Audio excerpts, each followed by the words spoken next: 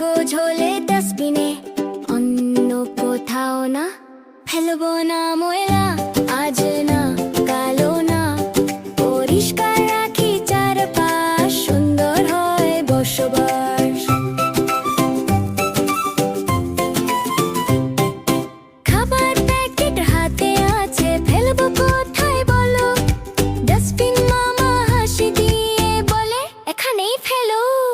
ফেলবো না ময়লা, আজ